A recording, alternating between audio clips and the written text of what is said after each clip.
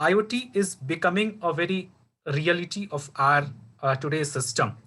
There is nothing which is left with IoT, and if we are, if IoT is all around us in such a way, we have to be very careful. We have to be very thoughtful about the security related to it, because design is a one aspect, and think of a situation that you have designed a system and someone with an evil intention, with an evil mind, has taken control of your system, and now he is asking you to give you the ransom. You have designed a home automation system to control your lights and home appliances, maybe your fridge appliance, maybe your lighting appliance. And maybe I am the evil person who has taken control of your home automation system. I'm just switching lights on and off.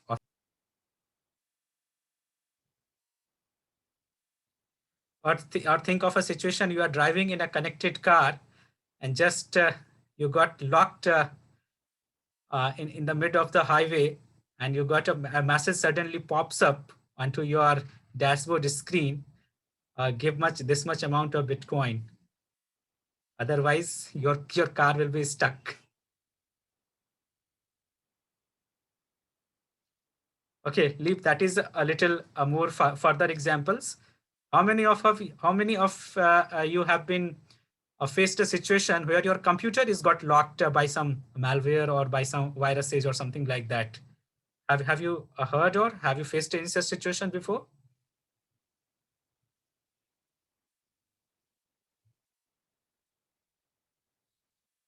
Any one of you have faced any situation like this? Or maybe you have heard about it. Maybe you have read about this.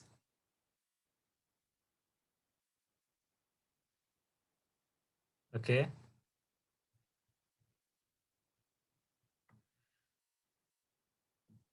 Recently, you must have read at the news that Twitter was got hacked through its internal networks, and the tweets were the ransom tweets were made in the name of the big personalities. So there are n number of use cases and number of scenarios that has happened previously, and it is not a recent thing. It has been happening over the years.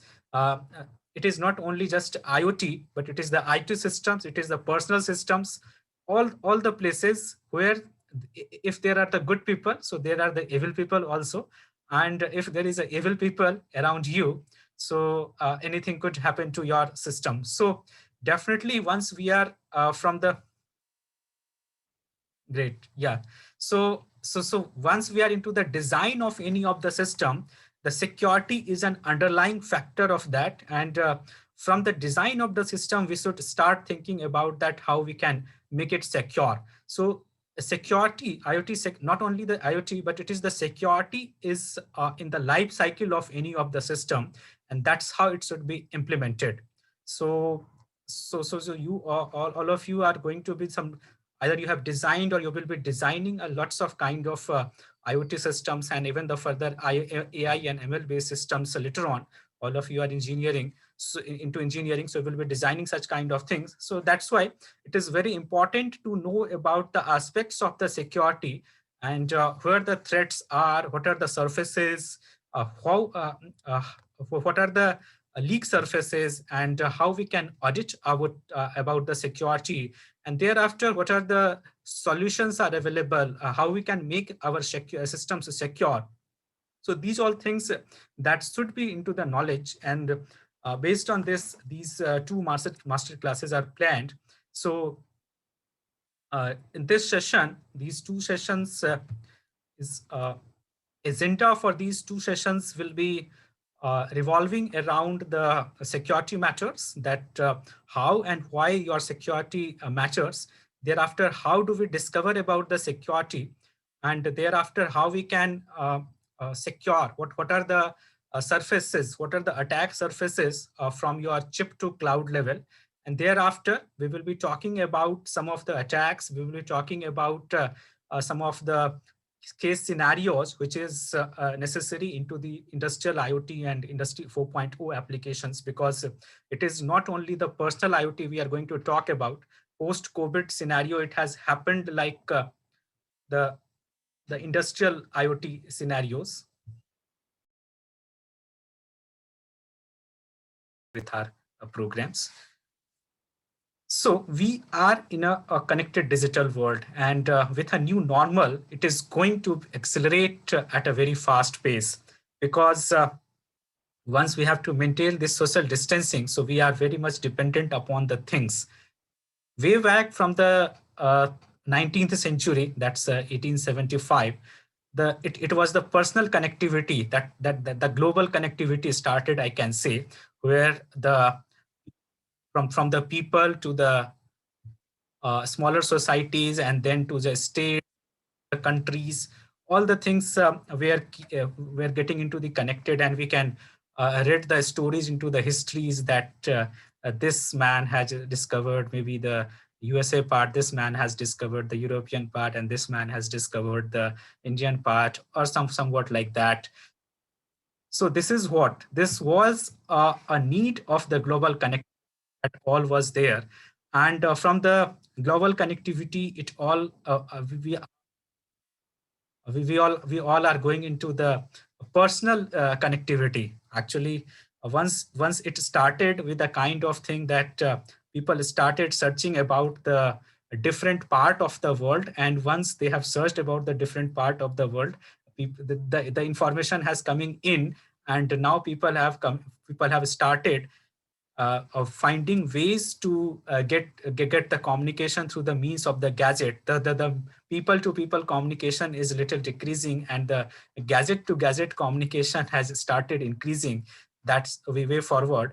And if you can see the new in the new normal, where we have to maintain this social distancing, this gadget to gadget communication is going to be at a very large pace. So earlier it was projected around that there will be 50 billions of things. These things are your devices, which is IoT devices, I can say, will be on a network.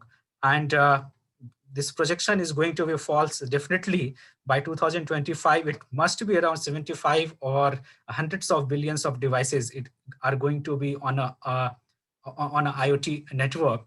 And if this is a huge number of IoT devices are going to be on a network, so definitely it is posing a very great risk for our lives also, because we are heavily dependent on these things.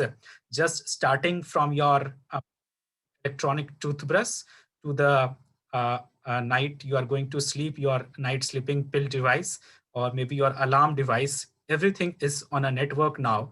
And if we are on a network, so constantly we are monitored. We are on a threat of, I'm not saying that we are getting monitored, but we are on a threat of getting monitored, and we are on a threat of getting controlled if we are not we are not on a secured network. And that's what it is. We purchase any of the device, you are not sure about security, authenticity, on authorization of those devices until and unless you have not about them. So that's why uh, we all have to be very concerned about these digital world devices. And if I just see the categorization about these installed devices in the different categories, that the prominent categories are your in which the IoT is going to take place is the automotive devices, the consumer electronics devices, the business IoT devices, and thereafter the vertical business devices, which is used for making good of the people great. So you can see the number of increments, and the in this 2020 they say around 25 billions of the devices like this is going to be. And where the consumer IoT, which is very much related to our day-to-day life, the consumer IoT and automotive IoT has a very great impact on the IoT world. So if these are the number of devices which is increasing day by day on the network, so there is an increasing risk of getting their infections, getting their infected, getting their controlled by some else. That's what this breakdown says, and this is a breakdown that has been presented by Nokia this year. So you can just see a comparison that in 2019, if I'm talking about this, the IoT devices, the 16.17 is the IoT devices that was there on a risk. And in this 2020, it had just doubled up. 32.72% of the IoT devices who are on the risk and who have been compromised or who have been threatened. So number of the devices are increasing. Same way, their threat level, their chance of compromisation, their chance of getting the compromisation of the security, all these increased. So that's why we should have some way, we should have some mechanism to access these security breaches, to access that how much device could be compromised and how much we can secure these IoT devices. So these threats could be into different way, and there are the different threat models. It could be around us, just starting from the very initial, the denial of services attack, which could be a distributed one. Just think of a scenario where the distributed denial of services attack, which can lead into the Internet of Things, into a botnet of things, that the botnet has just infected one device, and all the things, just one thing it has infected, and the all the other is connected on the same network is got infected by that botnet, and suddenly on the cloud, on the cloud which is which through which that things were connected, has started getting the denial of services attack. So this is a very great threat. The denial of service attack is a very great threat which happens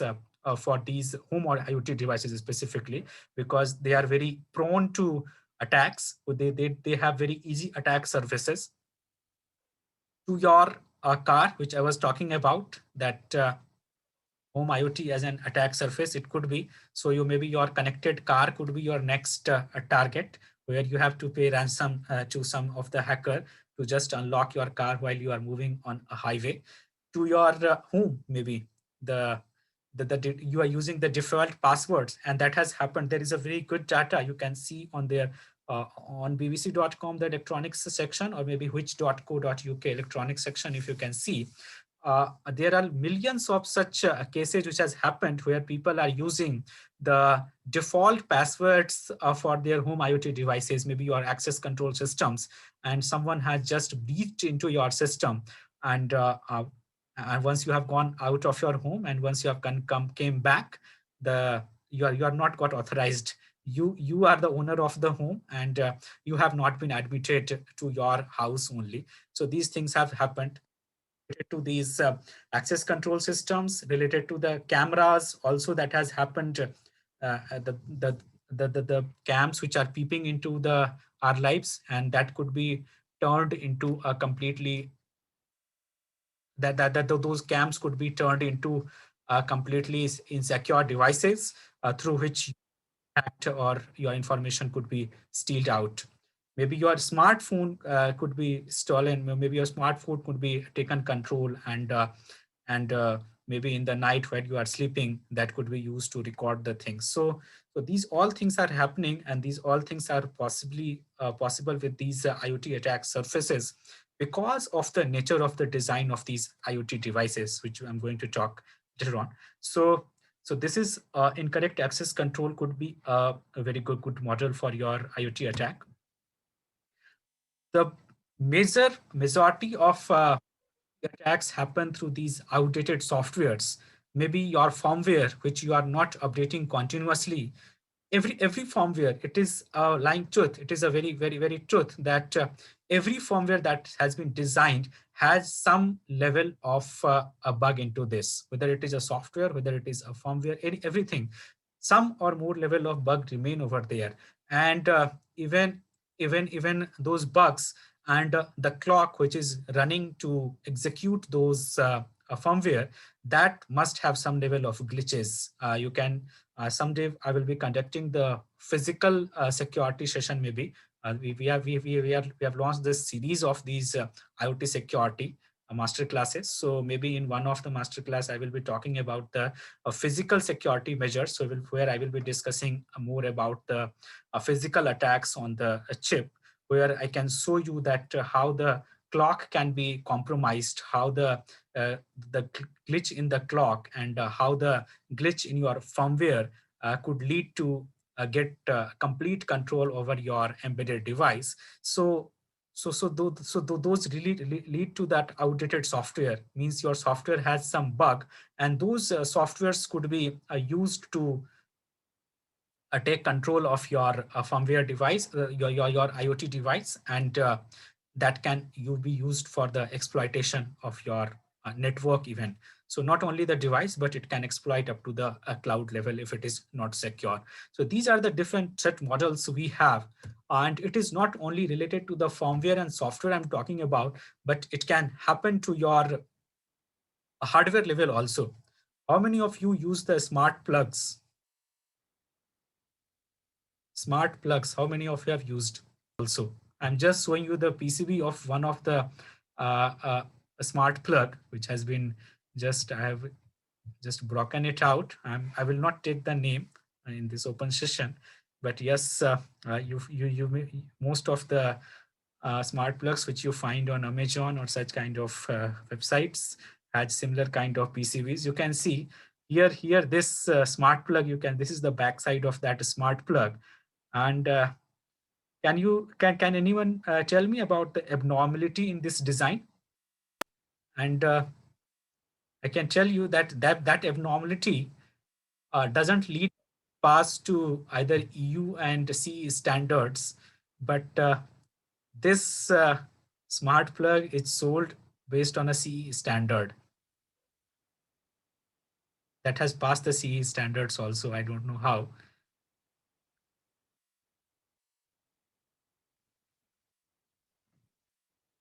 Okay, okay, I just tell you. You can see I've just noted these two things over here. Noise level is a one thing. Yeah, I can see you. This is the mains neutral. I have just pointed out, and another I think I have pointed out this cell of USB socket. And as per the EU or the CE guidelines, the mains neutral and the USB neutral, the mains neutral, that is the AC neutral, and the DC neutral should not be onto the same ground plane. And if you see that both of them are on the same ground plane.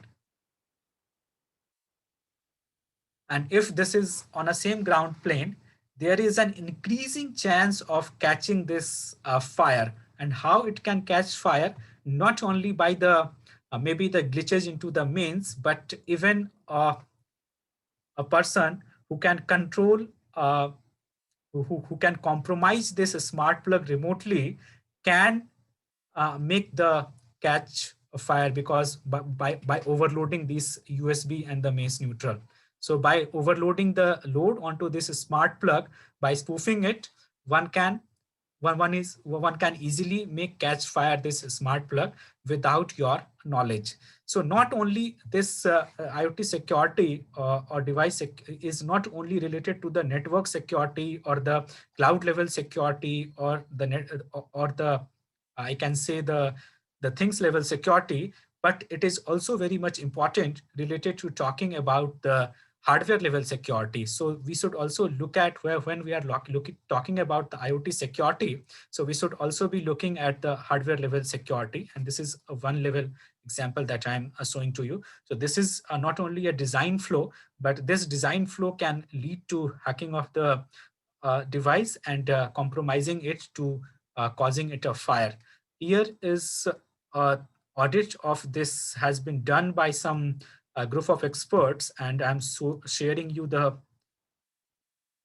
So this is a NCC group of security consultants, and they have just audited this device. And what they found about this, I'm just sharing to you that related to the network, they have found it out that they are sending keys over the default Zigbee, their default Zigbee key, and they were openly sharing their Zigbee keys. So maybe this device, apart from the MQTT communications, this smart plug is communicating through the Zigbee into the home network, and they were sharing their Zigbee keys, and which leads to any attacker into enter into that their Zigbee network of the home, and that's how he can take control of the further MQTT and the cloud network. And these devices were found to be sharing their GPS coordinates of the user also, but that is not required at all. But still they were sharing their GPS coordinates, and I don't know why it has been designed like that. Here is another thing that has been found, that none of their firmware were it. So, so the firmwares and the HTTP communication which were happening over the network was none of that was encrypted, and it was just a plain text communications. Even the passwords which were used to store these devices were just plain text passwords, and there was a kind of no security kind of maintenance was there. So it is just any of the smart plug which is available on XYZ e-commerce website, and this is the kind of report with them. Out of the 6 smart doorbells he has also tested, none of they are particularly smart or secure, and he has actually named it into this report that the how the data breach is happening, that without giving the complete identities, these manufacturers, all of you know that from which all sources, from which country specifically these devices are coming in, and none of the manufacturers of this particular country has given their identity, and their associated cloud service providers, they have formed such a complex network that it is very trace that where the data is going from the for the foreign supply chain. So these are the very important aspects of any of the XYZ IoT device which you purchase from any of the network, because any of the IoT device related to their security, and just to audit about them.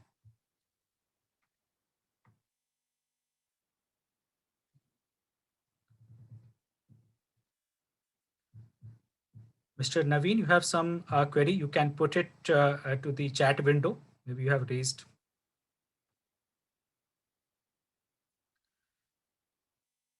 Apart from your, it has been just reported that apart from your locations, they can just, if it is to be gathered, so maybe there your load uses data, where you are, when you are using the, what type of devices, what are the loads that you are using with your plugs, and which locations you are using. So all these kind of data, maybe if you are connecting your smartphone, so for the charging of these devices, so maybe some data, so those smart ports can gather the other data from your smartphones also. So these kind of things that may be gathered from your device,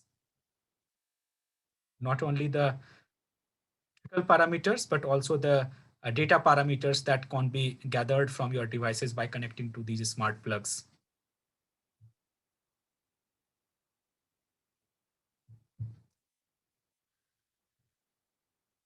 So this attack is not a very new. It has been, and this is not a new thing that has happened to the industry. People are knowing about it, and here I have just laid down few of the attacks. Maybe there are lots of attack that has happened after May 18 also. I have not, it is not my primary agenda to discuss about those attacks. You can find and I can share you the reports which has happened till now. And it has started happening from the way back. And we have the valid data from the 1970. These IoT attacks has started happening. Just few of the attacks that, as I have mentioned over here, just these are the primary attacks that has happened related to the IoT. So it is not only to the network, because but it started from the PLC level into the plants, into the nuclear plants, to the TLS level, to the Wi-Fi level, and almost all the Wi-Fis are now to be cracked. You can see that every Wi-Fi key, if you are on a WPA2 key, so it could be cracked very easily. So not only the network, but the processor, the PLCs, the Wi-Fi network, all these are prone to get cracked and prone to get hacked and prone to get compromised. The physical layer and the application layer, these two are at the uppermost and the lowermost level. So application layer is at the topmost layer and physical layer is at the bottom layer of any of the network communication. So these two are very prone to get compromised. So we have to be very careful about design of these two layer systems whenever we are. So either it could be through the hardware level, maybe because at the physical level you have the cables and the hardware. So at the hardware level, the compromisation could happen, or at the top level, the application level, the software level, the compromisation could happen. So these two are the very important layers which needs to be carefully designed whenever we are designing the systems, so that we can avoid some kind of attacks.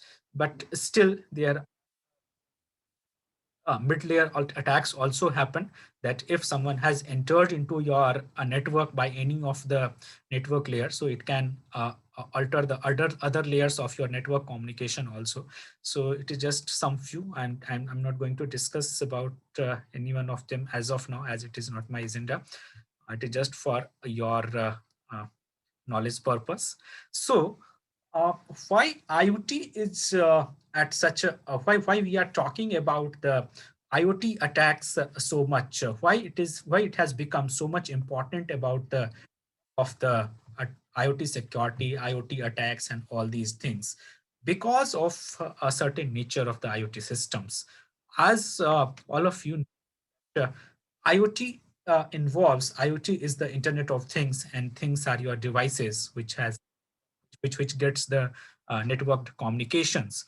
So it involves a very heterogeneous nature of devices. There are the various different nature of devices which are connected over the IoT network, and all of them are sharing a very sensitive data.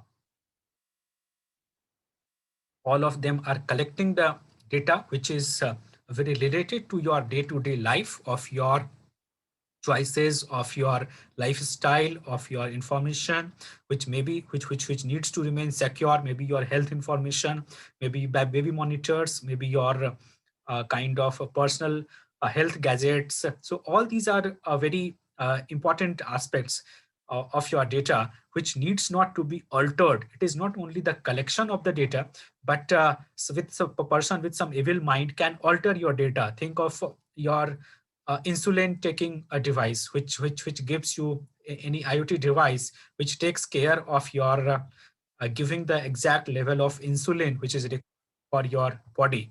And if someone has taken control of that and has altered that level of the insulin, so that is actually a threat for your health. So that's why IoT is IoT a collection is a network of the very heterogeneous type of the devices, and all of them are connected always. So that's why it is very important to talk about the IoT systems security. And secondly, IoT devices, these IoT devices are always in an uncontrolled environment. Most of the times, if it is a IT system, so you know that it is within your office premises, or maybe within your home network, home premise. But IoT devices, there are lots of IoT devices who are there in the open network.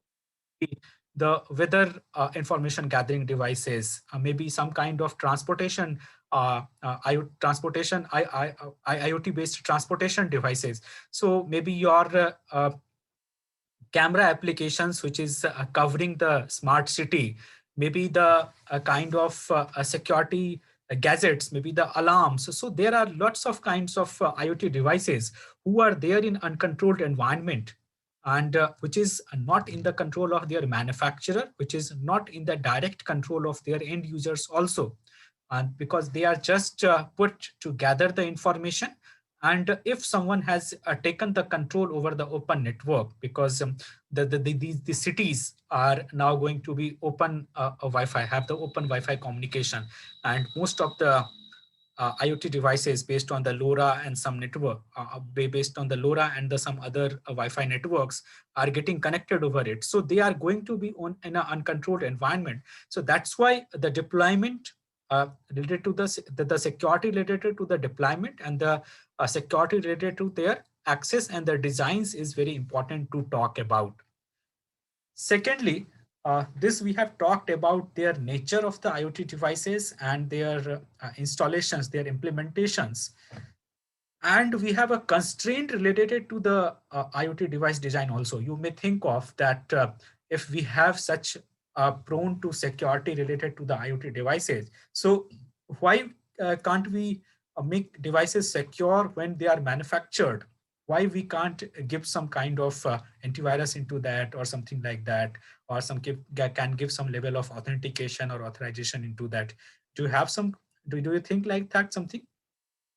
Why, just like your computer systems, we these IoT devices are working like any computer system. So as in the computer system, you have some level of the authorizations, access control systems, and the antivirus systems and all such, which can be implemented at the manufacturer side only, and you don't worry much about their securities, the compromisations. So can't we implement such kind of things in IoT devices also? Do you think like that? Have you ever thought like this?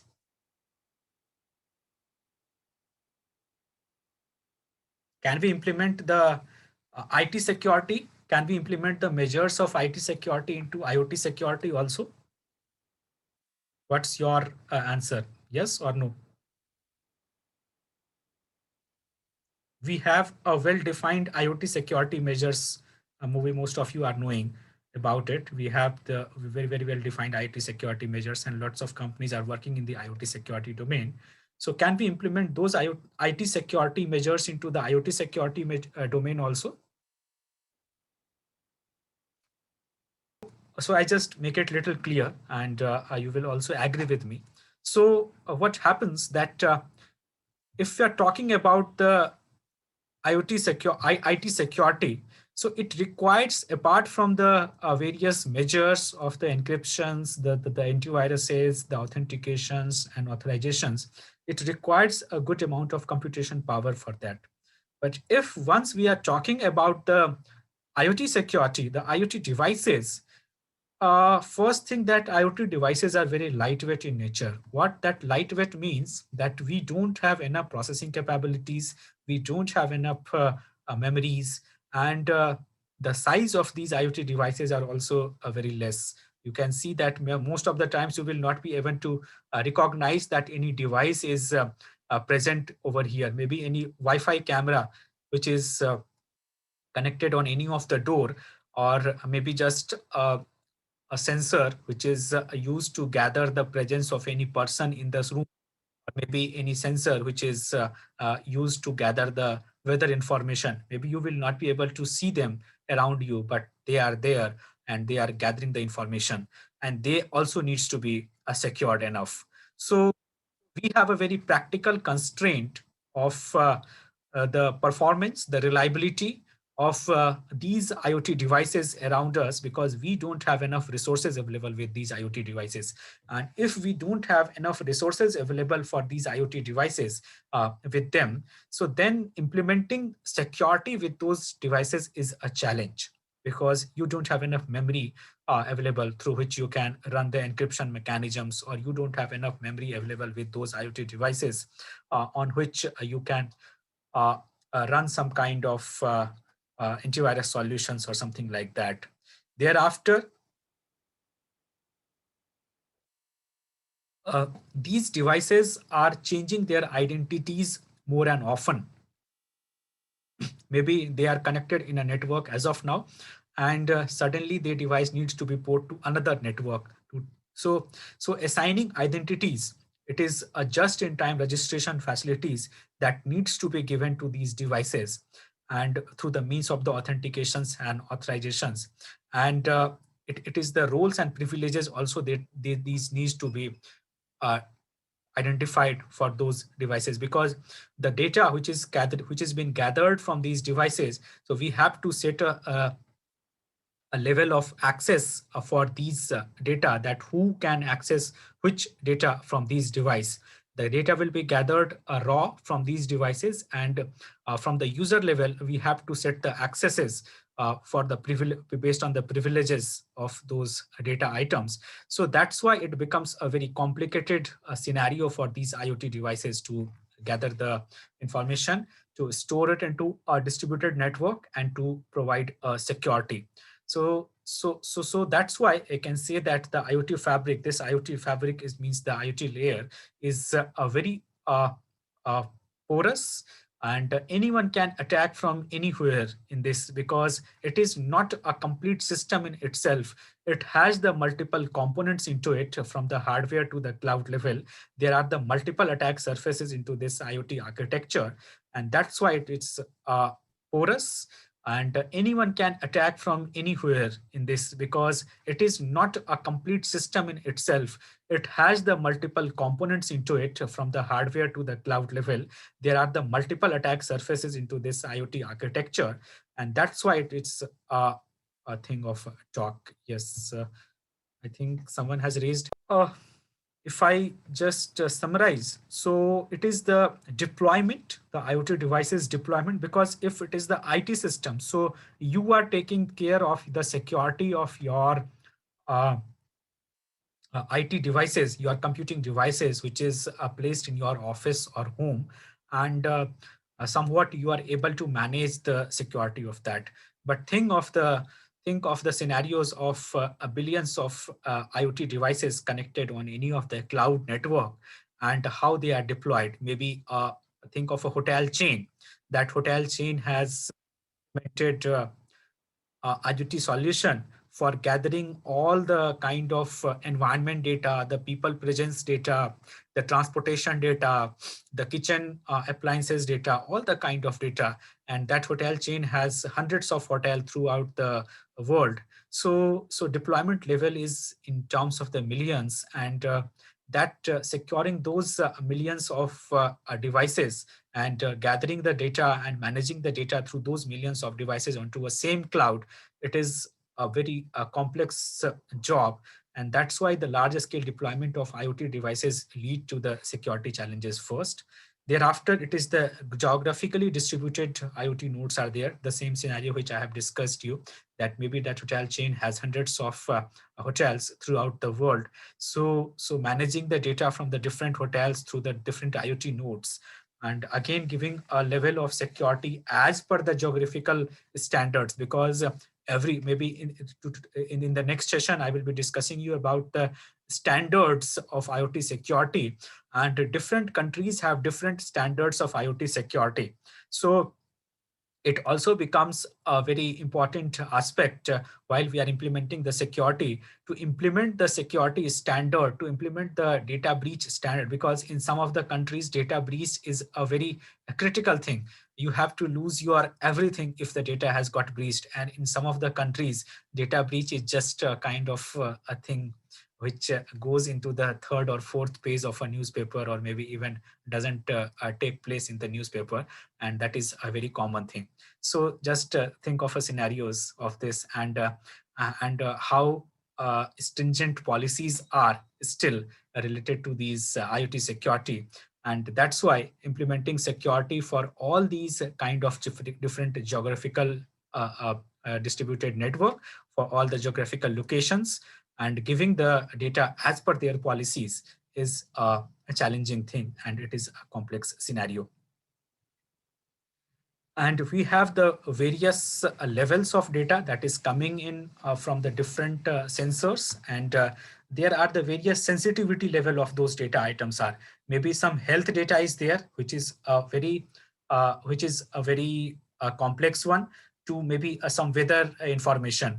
So that is a less complexity. Maybe some transportation data, which is has a higher level of complexity, which needs a higher level of security, to data which is just of a consumption of some load, maybe some power consumption loads, which has a less level of security. So there are the different diversified data variation ranges are there, and that travels through the same IoT network. So designing the security, because it is not possible to give the same level of security, same level of secure architecture to all the data items, and it becomes, because we have to save on the cost of the system also.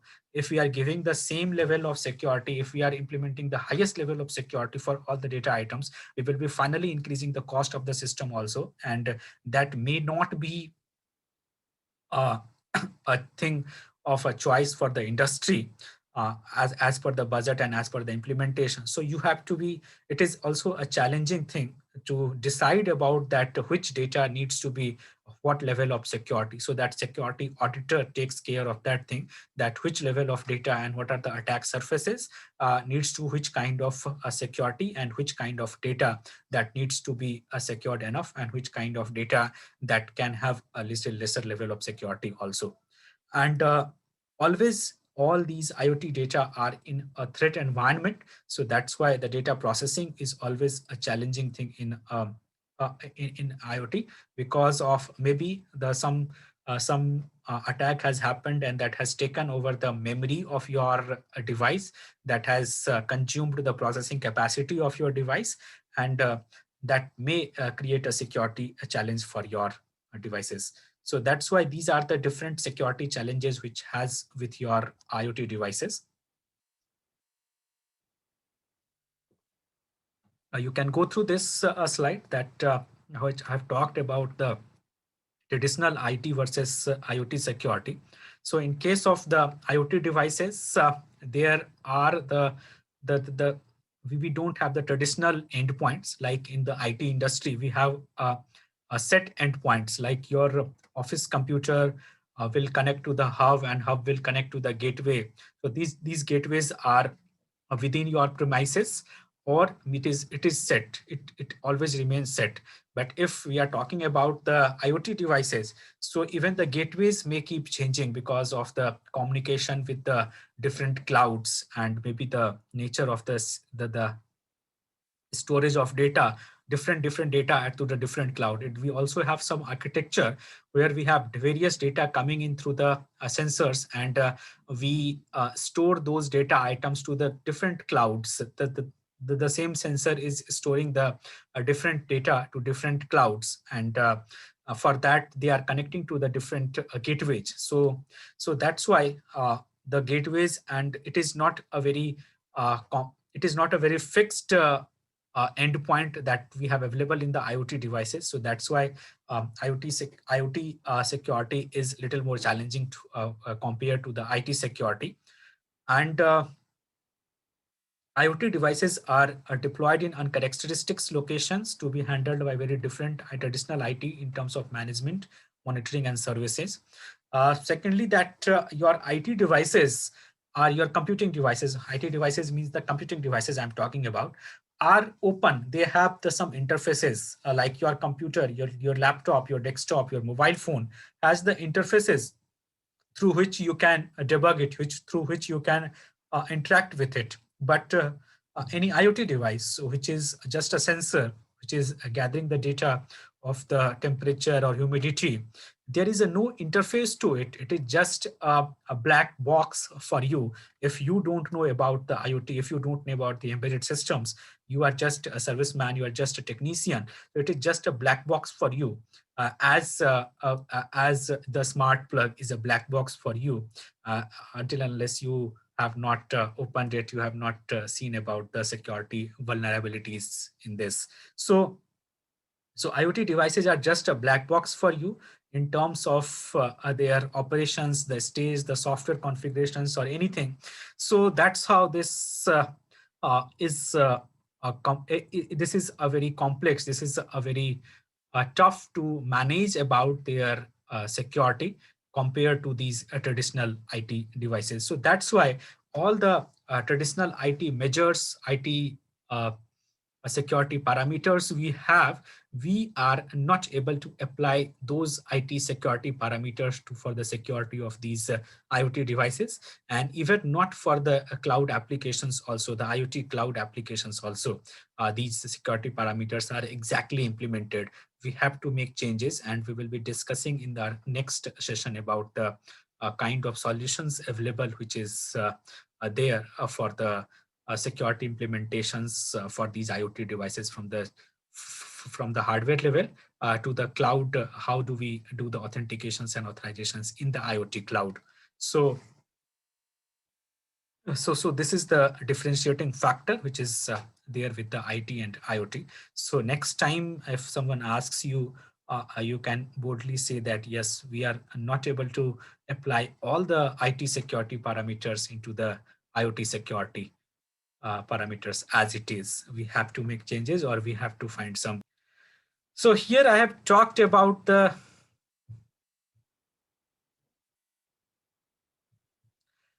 IoT and security measures.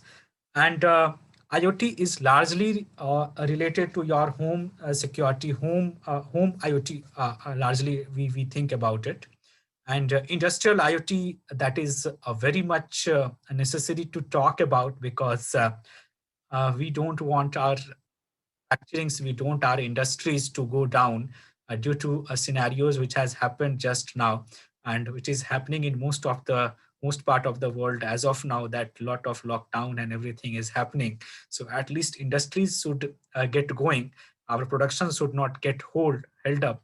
Otherwise, it can create a massive bad situation into the supply chain also. So that's why industrial IoT and Industry 4.0 is going to be implemented largely into the uh, world, and you have to also make yourself prepared enough, not for the clerical jobs now, but for the kind of implementation guys who can implement, who can work on a collaborative module with the machines.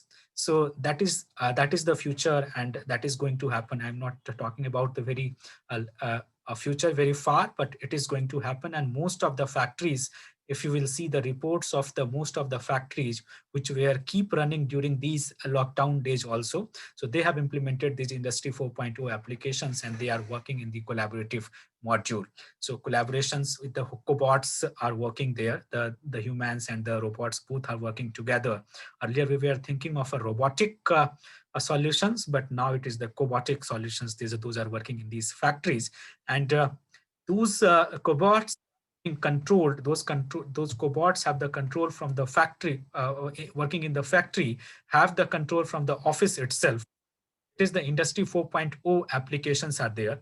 So here I'm giving you a difference, that what is there in a normal industrial IoT application, I can say, or Industry 2.0, Industry 3.0 application is on our left side of the screen. So here it is the Industry 3.0, a generic industry process. And here it has implemented the Industry 4.0 applications. And it is Industry 4.0 implementation is there, which has eased our job very fast. It has given a very good level of a communication. It has connected directly your end customer to the factory, but at the same time, it has opened a very great attack surfaces, because we are now connected. Our end factory is directly connected to the end customer. So who is producing is directly connected to the person who is consuming. So if direct connection has happened, so lots of attack surfaces has also opened, which were previously in the layers. Like you can see over here that in this left side, if you can see that we have in the factories, we have the PLCs, the machines, which is giving some kind of automation, and thereafter the HMI interfaces, the human machine interfaces. So you have to program those devices to work on. So that HMI interfaces give that kind of flexibility, that you have to program those devices to give some kind of a production. And their HMI interfaces are controlled by the monitoring of these HMI interfaces, and the PLC systems are being done by the SCADA systems. And these SCADA systems are programmed and monitored manually through the mesh systems. So this is the manual, this is the a human which is working at this mesh system, working through the papers, taking the control from the top level of management, uh, doing the control through the SCADA systems and programming these HMI interfaces to control the PLC systems. So there is a very less level of security attack in these kind of systems, because it is the human which is it is the one of the kind of a person of the factory who is having the authority, who is well known with these systems, are actually controlling these machines. So this is a generic industry process we have. And if the factory is well enough, so it can have the ERP and the cloud systems also, but it is not always very much necessary. So it starts with generally a mesh systems to goes to the PLC and HVAC systems in a generic industry process. But if this industry 4.0 implementation has happened, so in this left side system in a generic industry process, it is a generic a kind of the factories which is working as of now. So like any XYZ company is producing some car, that car is been produced into the factory, that comes to the distributor, to the showroom, and then to the end consumer. So there is a very less chance of getting the compromisation of the manufacturing of the car by these any of the attacker into this, because these are the authorized persons who are working into this system. But think of a scenario that you want some customization in the car, and you directly give a design to your company that I want my steering wheels to be little higher, or maybe my seat to be little flat or something like that.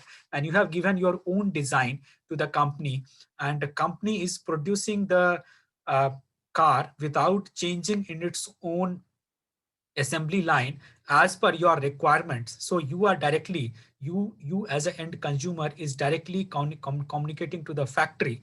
But at the same time, that data you have sent to the company, that may get compromised into this a level of communication. And maybe you have ordered for a red car, and that car and someone, the evil mind, has changed it into a cherry. So you will get a red, you will get a cherry color car in place of the red color car. That may happen in this industry 4.2 application, because your business systems and and your customer interaction and operational systems, all these are on the top layer. All these are communicating to each other. All these are on a top layer. So that's why it is Industry 4.0 applications also have a necessity to implementations of these IoT security. And it is not only the IoT security, but it is the industrial IoT security that is being talked about. So IoT security not only talks about the devices, but it also talks about devices, but it also talks about the hardwares. It also talks about the processes, and it also talks about the levels of the communications. So 4.0, we have the software agents, we have the communication protocols, we have the automation devices through the cloud. So we have the agents for the automation and for cycle management, and then we have this integration. So APIs, connectors, and gateways. So if any one of them is got infected, is got compromised by the security vulnerabilities, so that may lead to the complete control of the network by someone else apart in place of you. And there is a very important thing in Industry 4.0 application is implementations, is the kind of induction of the third party softwares, the third party agents into your system. So maybe you are erecting a factory, and that factory has the some machines from some party, third party, and which is not been audited, which is not been authorized, and that got inducted into the system. So the security model needs to be enough careful to audit, to think, to make secure the system which is coming from the third party. Or secondly, there may also be a scenario that you are designing a Industry 4.0 application for any of the factory, and you have been given the task of the designing of that system. Even your company has been given the task of management of those Industry 4.0 applications, the communication applications of the factory for some time. And later on, maybe after 2 years, you have been removed from the maintenance of those devices, and someone third party has been given the control of the third party agents have been given the control of those systems, like another company will be managing those Industry 4.0 applications of that factory. So still the security model needs to be so careful that that through through the network of that factory, one cannot enter into the cloud of your company, because we design such a kind of things many of the time that a common cloud structure, a common identity structure we manage for the different sites or for the different companies. So that common structure should not uh, should not make a compromising factor for the different sites of your company. So this is also a very challenging aspect in the Industry 4.0 applications. If we talk about these authentications, so in case of IoT, we have the network authentications to the data level authentication. So here is the step-by-step authentication and integrity is managed in the IoT. And these are the vulnerable attack surfaces also. So starting from your user authentication to your network, and to the cloud service identification. So first the user which is entering into your network, that gets connected to your cloud. So thereafter, so through his device. So first it is the user ID and password authentications kind of thing. Thereafter, through the device who is getting connected, maybe through his mobile phone, maybe through the other IoT devices through which he is getting connected, that needs to be identified. And thereafter, if it gets identified through the means of a secure communication, so then it is the encryption, the communication will happen, and that must be in a communication, it must be in an encryption mechanism. And thereafter, we should always have a footprint of the signing in of those devices, which could be used later on for the verification or the future authentication purposes, or maybe for the auditing purposes. So these are the kind of connections. So I'm just discussing you about the further from these Industry 4.0 applications. So I have talked to you about the industrial IoT implementations, how they are there. Thereafter, how the Industry 4.0 implementations are posing a risk for the communications, for the attack surfaces, to the authentication levels, how these different authentication levels pose a risk to the communication. And then the supply chain trade-offs, that is also very much important, that uh, in the talk, and this is a very much a talk of the IoT security nowadays, about the supply chain trade-offs, because it induces a lot of third-party devices into the IoT implementations. So traditional supply chain, as all of you know, that the factory produces from the raw materials and it gets loaded onto a transportation, goes to a warehouse, or maybe to uh, any of the distributor network, and that comes to you.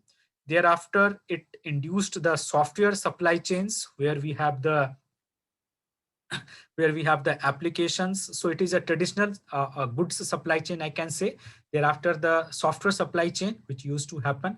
So we have the source or dependencies of your files. Thereafter, some builds are being made on those source codes. Thereafter, it goes to the network. So it is deployed over the network, and from that network, people get download those softwares. So application repository, and then the deployed system. So this is a software supply chain that is normally, but so this is in case of a normal application softwares I'm talking about. And still it has a limited number of layers where the security poses are there. So that is it. And that's why IT security management is a little easier than managing the IoT security. And here I'm talking about this embedded software supply chain. So in this embedded software supply chain, it is the source and dependencies that is there. That thereafter it is the custom codes are also. So maybe the different scenarios, different devices have the different levels of induction of the codes. Maybe some third party hardware is also, maybe you are using some chip, you are using some microcontroller which has a third party hardware into it, like some communication mechanisms, some peripheral which is a third party peripheral that is into it. So those kind of things are into into this system, and that may pose, maybe your chip, maybe you are using a company, you are using maybe a chip, and some communication mechanism has been inducted from a third party into this. So your microchip is chip is enough secure, and maybe a third party chip which is from some any XYZ company had some attack surfaces, and that has got induced into your chip, and that may pose a security threat for your system. So custom codes are there, and the custom hardwares are there into this embedded software supply chain that makes a build system, and then the packaging, and thereafter there are two things. One is the firmware and another is the hardware. So these two are there. So we have the two layers in IT security. We have to manage only about the deployed systems, about the deployed software's security. But in case of IoT security, we have to once manage about the firmware level security, and then it is the hardware level security. I think I have given you that a PCB level example also, that how it is important to look at the hardware level security also. So, and then the different repositories are there. So maybe the firmware over the updates, the FOTA you are implementing. So we have the image repository, we have the servers for the database management and for the image management, and we have the devices. So that is connected on a network. So this all is there in an embedded software supply chain, and it is large, it is complex to manage all these items into IoT security, and these all are actually has to be managed in IoT security domain. So just giving in a 4 point. So if it is a IoT security, so in IoT security, you have to look at the physical security, the data security, which is a confidentiality or data breaches, the cloud level security, which gives you authorizations, and then the authentications, so user level security. So these 4 layers are of the securities which is necessary in a IoT security. And this IoT security or IIoT security, I can say, so that is merged all the security domains. So starting from the physical layer of security to the physical layer, the hardware level security I'm talking about, to the operational level of security, to the IT level. So our IoT devices are getting connected through some hubs or through the cloud to the gateways they are connected. So the IT devices level security that we have to look at. And then once the data has been gathered, so information is there in the cloud, so we have to also look at the information security. So it has merged, IoT has merged all the levels of, or all these 4 layers of security in it. So I'm just describing it a little more, that what are these needs of these security are. So starting from the hardware level of a security in IoT, so we have all these four elements actually. So it is the hardware, first thing, which is at the physical layer. Thereafter your firmware, that is the firmware and the OS layer, I can say. Thereafter, if it is an IoT device, so it will get connected to the IoT network, so network level of security. And then once it has got connected on a network, so finally it is landing some data on a cloud, because we at the end of the day, the purpose of design of any IoT device is to gather the data from the environment, from some places, and then based on that, do some control over it, and do some kind of and generate some kind of analytics. So cloud security. So these four elements are the hardware, software, network, and cloud. These are four are the key elements of these any embedded and IoT systems. And that's why the security is a very much a necessary part of it. So if I'm going to talk about the hardware level of a security, so we have the trust platforms module. So the trust platforms are there. So each of the semiconductor companies has their trust platforms. So whether you are using the Microchip platform, whether you are using the ARM platform or a Texas Instrument platform, so all of them have the trust platform modules, and they are so these trust platform modules, specifically about one of the trust platform module of a Microchip, we have a discussion in our next masterclass, where we are going to talk about the measures of the security. Today it is majorly about different security scenarios, and in our next session we have the discussions on the how we can implement the securities. So trust platform modules are one of the ways through which we implement the security. So it is related to the chip actually, these trust. So this is a well protocol developed which is implemented on these semiconductor devices, through which we can ensure the security. So like you are designing any payment gateway device, or maybe kind of POS machines. So those devices require a trust platform-based devices. So that's why these at a hardware level, these trust platforms and hardware security modules are necessary, and we should have such kind of features while making a selection of any security device, while making any of the device which is to be designed for such a kind of a secure application. So it should have this passes of these platforms. Thereafter, the physically unclonable functions and secure elements. So this is at a hardware level. So like the device which you are making, that must have some kind of an identity which cannot be cloned. So like maybe in HP printers, uh, if you try to use any local cartridges in the HP printer, they don't get inserted into it, or they don't get identified into the HP printers. Have you checked any time this thing? The HP printers don't support the local cartridges generally.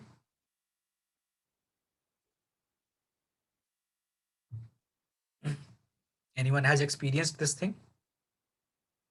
You can refill those cartridges, but uh, any XYZ company cartridges you cannot insert into it, because of the kind of yes, refilling is possible in the original cartridge, but any XYZ company cartridge you cannot enter into the HP printer, because of the kind of a feature it has got available of that identity, that both of the device and the cartridge had some kind of identity match, and based on the identity match only the cartridge will be allowed to print on the paper.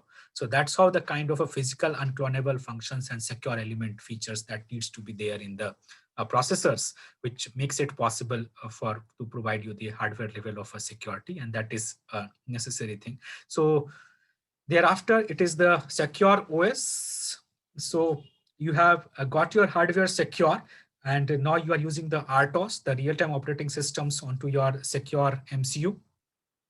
So it needs to be it needs to be a secure MCU product which gives you a reliable communication over the cloud for the device authentications, and for the network management, application management. So we have the various RTOS available, which is enough software which is enough secure, like ARM Embed is a platform, or Azure Sphere is a platform through which the IoT device security is possible.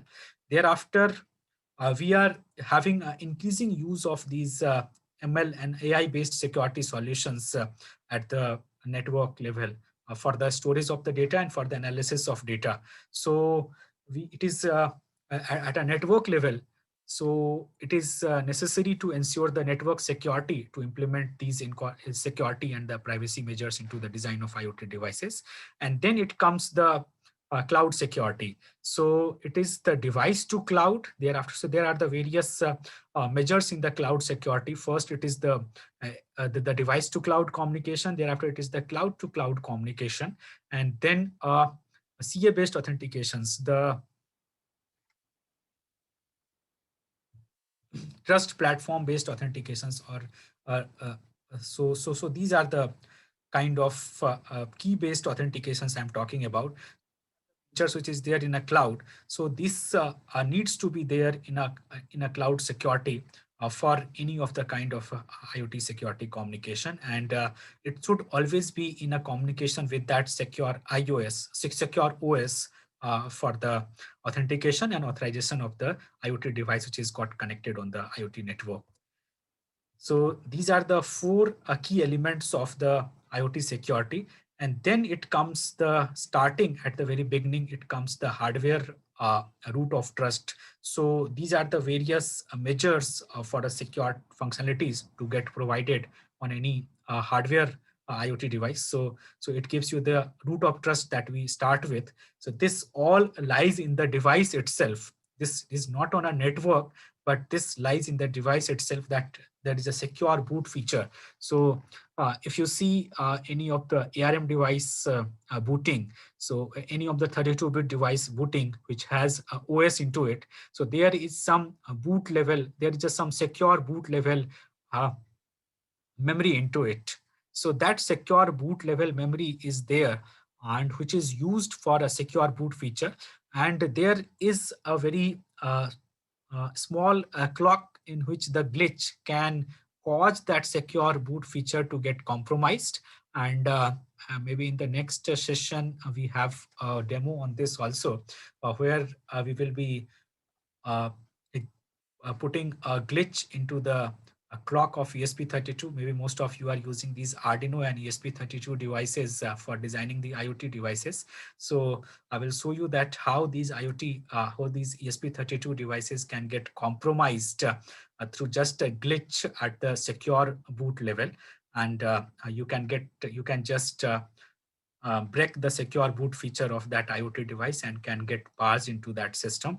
Thereafter, it is the secure firmware updates, the authentications, the key storage, thereafter the data privacy and communication. So these all are the secure functionalities that you should have at the level of the hardware root trust to talk about.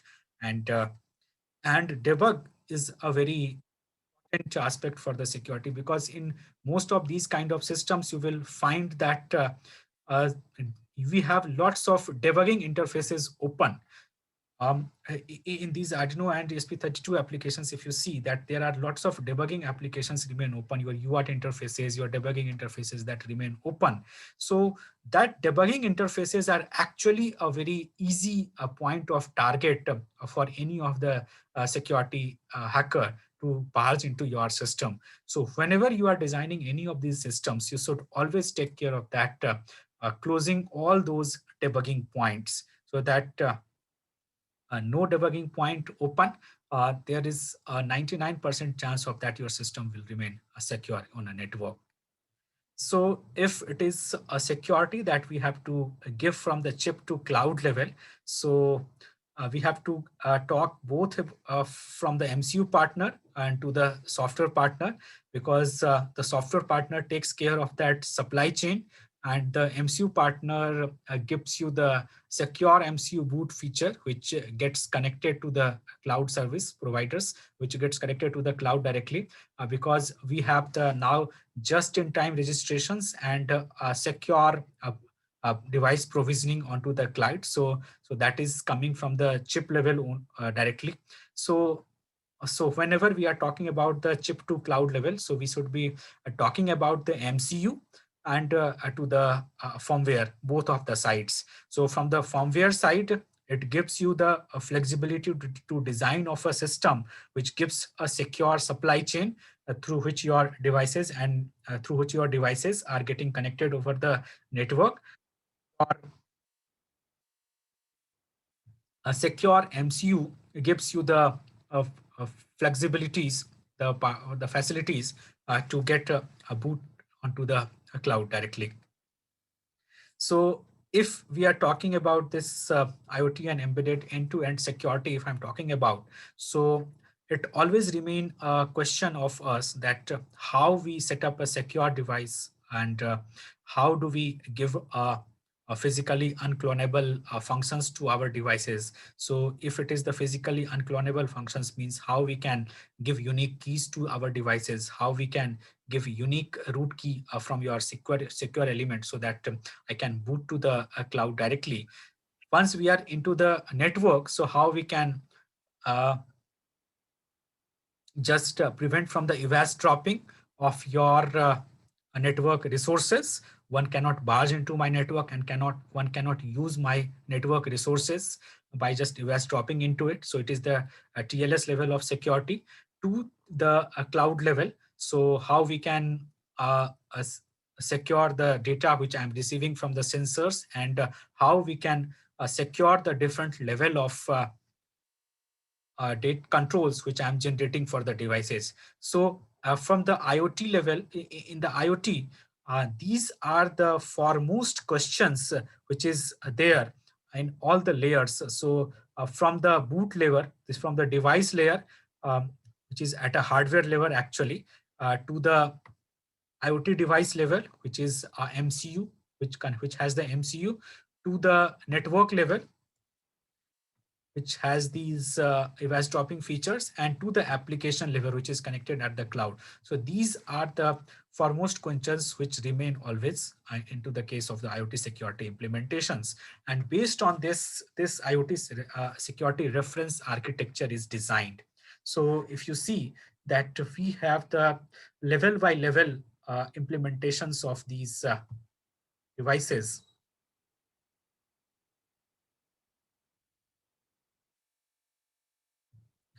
So we have the at the very lower, it is the things layer. We have the sensors, the devices, the hardware, the PCBs, microcontrollers, OS, all these are there. Thereafter we have the, which is at your premise. Thereafter from the things layer we go to the network, intra network. So maybe these all things are there connected in your factory, in your home, in your office, and through the sensor gateway you are connected to the intra-network. So maybe your office or your a factory has multiple networks. It is widespread in a long area.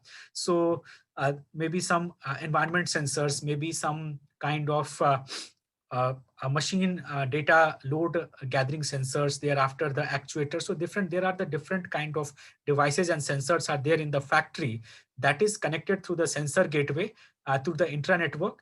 And in the factory there are these kind of protocols are working on, whether it is the Wi-Fi, the Z-Wave, the 4G or 5G now it is, thereafter the LoRa. So all these are there, and through these intra-network protocols, through the intra-network gateways, we are connected to the core network router, and that core network router is actually going to connect to the cloud level storage, the database and the analytics softwares and analytics applications.